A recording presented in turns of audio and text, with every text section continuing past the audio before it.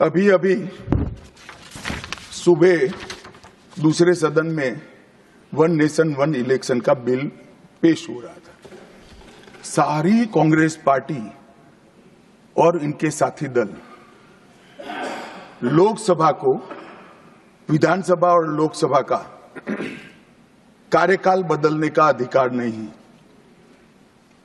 मैं सुन रहा था, है नहीं है तो जब बिल आएगा तब चर्चा करेंगे। परंतु भाई आपने क्या किया? 42वें संशोधन से 3 जनवरी को लोकसभा और राज्य की विधानसभाओं का सामान्य कार्यकाल 5 वर्ष से बढ़ाकर 6 साल कर दिया। क्यों किया? कि अभी चुनाव होगा तो हम हार जाएंगे, इसलिए लोकसभा को ही लंबा कर दो।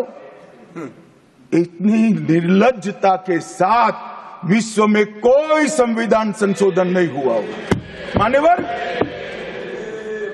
दूसरा, कुछ कानून पारित करने थे। सदस्य उस वक्त ज्यादा विरोध तो कर नहीं सकते थे, मगर विरोध करने का नया तरीका कुछ कांग्रेस में, जिसमें हिम्मत थोड़ी बची कुची थी, इन्होंने कहा एब्सेंट रहने लगे तो क्वारम नहीं होता था। तो फरवरी 1 को संविधान संशोधन किया कि संसद और राज्यसभा में क्वारम की आवश्यकता नहीं। वाह!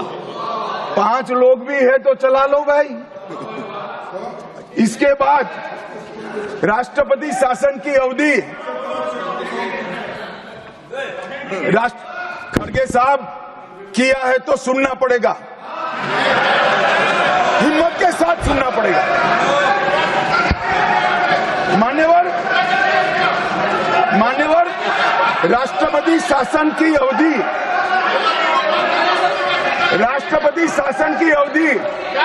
6 महीने तक बढ़ा दी। मान्यवर, ये 4 संशोधन, मैं समझ रहा हूं क्यों गुस्सा आ रहा है, मान्यवर।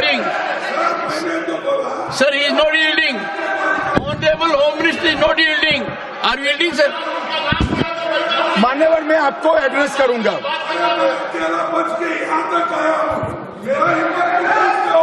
तुम तो कायर हो, मान्यवर, तुम लड़ाकू हो। Okay. मान्यवर, मैं आपको एड्रेस करूंगा। Go on record. What the Honorable Home Minister said. खड़गे जी, मैं आपका बहुत सम्मान करता हूं। आपकी हाजिरी वहां दर्ज कर दी गई है। कृपया बैठे, मुझे बोलने दीजिए।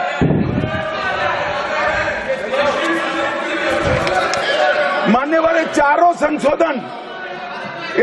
संशोधन मैं मेरी पार्टी के दफ्तर से नहीं ला सकता।